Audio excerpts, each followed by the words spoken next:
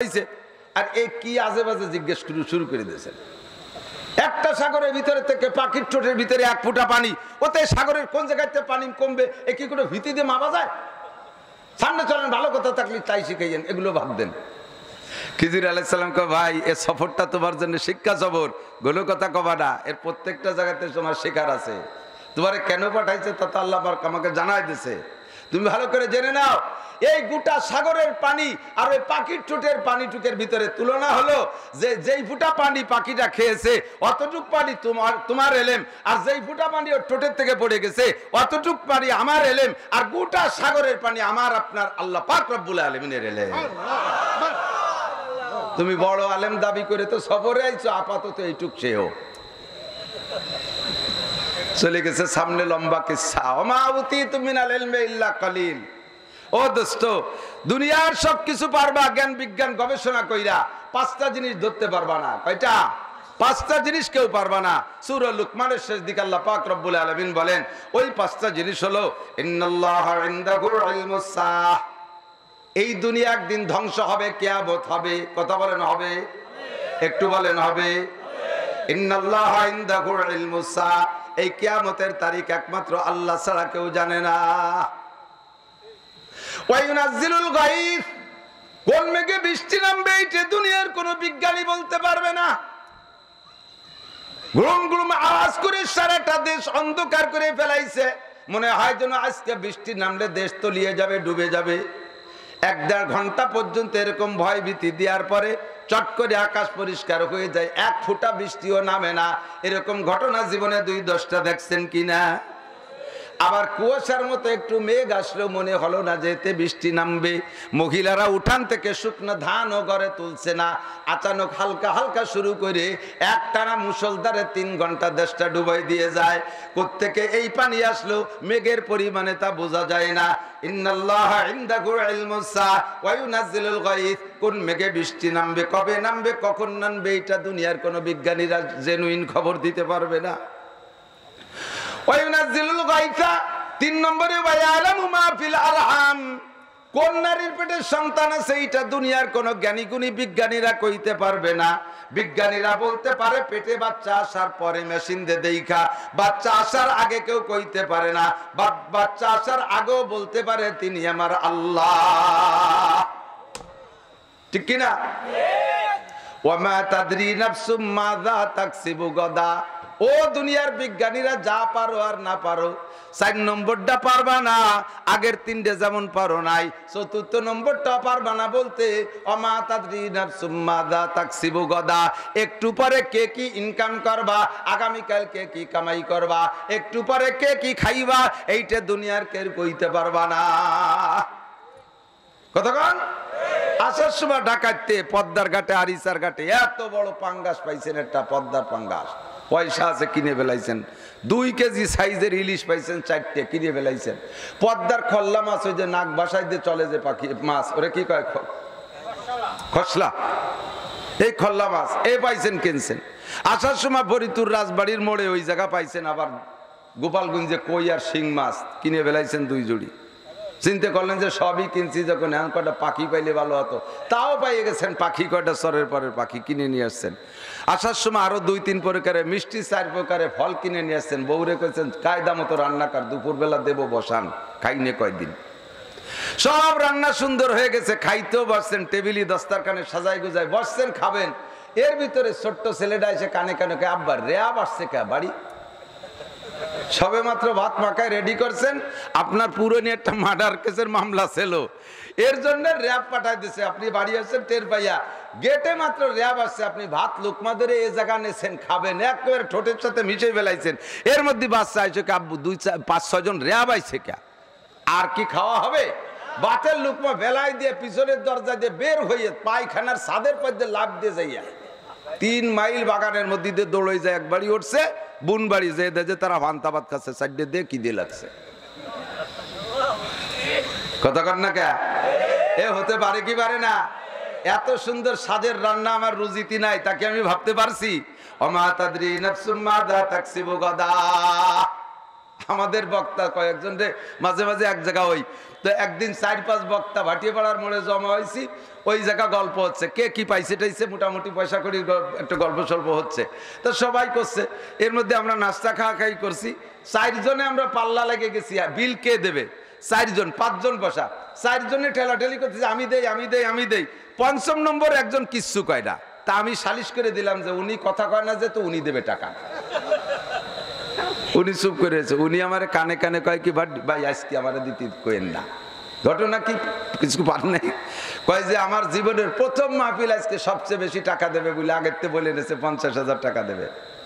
মাহফিলে যে বিশাল শ্রোতা, সুন্দর করে বয়ান শুরু করছি, 10 মিনিট বয়ানের মধ্যে শুনি যে হইগুল্লা লেগে গেছে, গ্যাঞ্জাম ফাসাদ, তুমুল মারামারি, কে যে কোন জায়গা থেকে কোথায় চলে গেছে, আমাকে চাইতে খাতিও দেয়নি, একটা টাকাও দিইনি।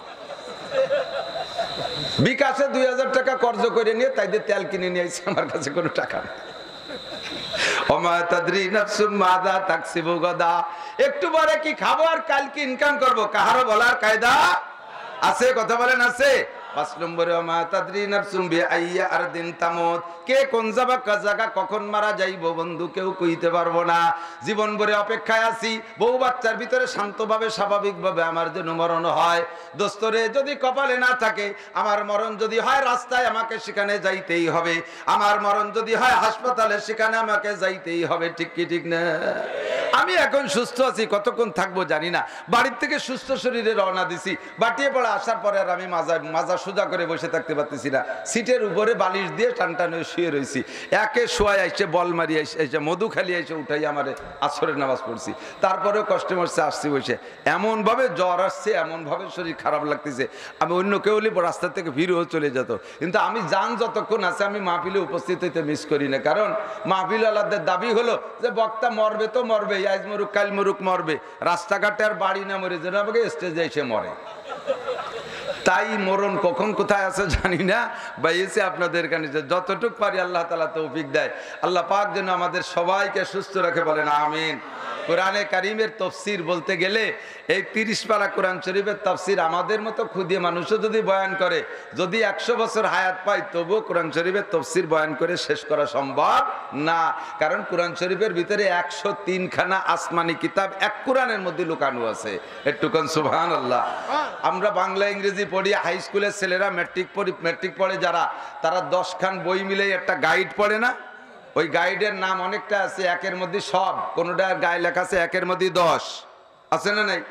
তো একের মধ্যে 10, তার মানে একখান বইয়ের মধ্যে 10 সাবজেক্ট আছে।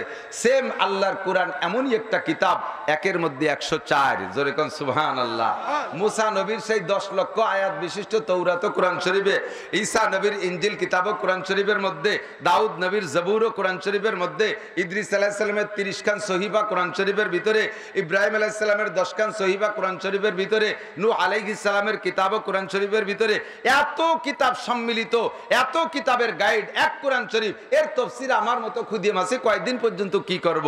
বিশ্বনবী মুহাম্মদুর রাসূলুল্লাহ সাল্লাল্লাহু আলাইহি ওয়াসাল্লামের মতো বক্তা, হুজুরের মতো আলেম, তাই কোরআন শরীফ উম্মতের কাছে পৌঁছাইতে 23টা বছর সময় লাগাইছে আল্লাহ পাক রব্বুল আলামিন। আমি এই বিশাল কোরআন থেকে নিয়ে, কোরআন শরীফের 114 সূরা থেকে নিয়ে মাত্র সূরা কলম 29 নম্বর পারার 2য় সূরা, ওর শুরু থেকে 2-1টা আয়াত পড়ছি, আর অন্য জায়গা থেকে একটা আয়াত পড়ছি। যেহেতু মাসটা হলো রবিউল আউয়াল, আরবি কি মাস? একটু কোন কি মাস? কয় না, রবিউল আউয়াল করলেই সগীরা কবির হবে না, মনে গুনাহ নেকি হতে পারে। জানুয়ারি ফেব্রুয়ারি মুখস্থ রাখি খুব ভালো করিয়া, রবিউল আউয়াল মনে থাকে না। আরবিতে মাসের নাম কি? রবিউল আউয়াল। পরের মাস রবিউল সানি, ধীরে ধীরে এসে যাচ্ছে রমজান। আমার নবী, আপনার নবী, বিশ্ব নবী মুহাম্মদুর রাসূলুল্লাহ সাল্লাল্লাহু আলাইহি সাল্লাম সমস্ত মানুষের নবী, হিন্দুদের নবী, বুদ্ধদের নবী, খ্রিস্টানের নবী। আমার নবী শুধু মুসলমানের নবী? কতক্ষণ শুধু মুসলমানের নবী? আমার নবী গোটা মানব জাতির নবী, গোটা মখলুকাতের নবী, সমস্ত ফেরেশতাদের নবী, সমস্ত জিন জাতির নবী। এই নবীর আগমন হয়েছিল এই মাসে, ঠিক কি না? আবার নবী ইন্তেকালও করেছেন এই মাসে, ঠিক। একটু ঠান্ডা মাথায় বুঝতে হবে। এই কথাগুলো জীবন ভরে জানেন বিধায় একটু বেখেয়ালে শুনবেন তা না। আমি একটু আলাদা কায়দা বলার জন্য, আলাদা একটা কথা বোঝানোর জন্য আপনাদেরকে অনুরোধ করতেছি, একটু আমার দিক খেয়াল করতে হবে। আমার নবী জন্ম নিয়েছেন 12ই রবিউল আউয়াল মাসে, নবী ইন্তেকাল করেছেন রবিউল আউয়াল মাসে। 12 মাসের মধ্যে 99 ভাগ ঐতিহাসিকরা একমত রবিউল আউয়াল মাস। 2-1 ঐতিহাসিক বলেছেন নবী জন্ম নিয়েছে রমজান মাসে। নবীর জন্ম রবিউল আউয়াল মাসের ব্যাপারে 99 জন যেহেতু একমত, আমরাও একমত, তাহলে মাস ঠিক। 12 সোমবার, এর মধ্যে কাহারও দ্বিমত নাই, 12 সোমবার এটাও ঠিক আছে। সময় সুবে সাদেকের সময় এটাও ঠিক আছে। নবী পাকের জন্ম যেদিন যে সময়, নবী পাকের ইন্তেকালও সেই দিন সেই সময়। তারিখ নিয়ে একটু গড়বড়, জন্ম তারিখ নিয়ে 8 রকমের রিওয়ায়াত বর্ণিত। কেউ বলে 8 তারিখ, কেউ বলে 10 তারিখ, কেউ বলে 16 তারিখ, কেউ বলে 17 তারিখ, কেউ বলেন 24 তারিখ, কেউ বলেন 20 তারিখ, কেউ বলেন রবিউল আউয়াল মাস, কেউ বলেন রমজান মাস। মৃত্যু তারিখ নিয়ে কোনো সন্দেহ নাই, মৃত্যু তারিখ 100% শিওর রবিউল আউয়াল মাসের 12 তারিখ। জন্ম তারিখ নিয়ে এরকম সন্দেহ কেন? এ সন্দেহের কারণ হলো ভাই, এখন আধুনিক যুগ, এখন বাচ্চা পেটে আসার সাথে সাথেই তার সবকিছু লেখাপড়া শুরু হয়ে যায়। কতক্ষণ? যেদিন পেটে আসছে, মায়ের পেটে আসার সাথে মার বমি বমি ভাব, সেই দিন থেকে তার হাসপাতালে নিয়ে ডাক্তারের কাছে তার টাইম তারিখ সব ঠিক রাখা লাগে। এইটা শুরু হয়েছে তো মাত্র কয়দিন। আমাদের তো জন্ম শুরুতে জন্ম নিবন্ধন কার্ড হয় নাই, সেদিনকে জন্ম নিবন্ধন কার্ডের নিয়ম জারি হয়েছে। আমাদের ভোটার আইডি কার্ড সেদিন শুরু হয়েছে, আমাদের ছোটবেলায় ছিল না, আমাদের বাচ্চা চার ছিল না। এই শিক্ষার এত উন্নতির দিনে আইসেও এতদিন পর্যন্ত ছিল না। আর আজ থেকে 1500 বছর আগে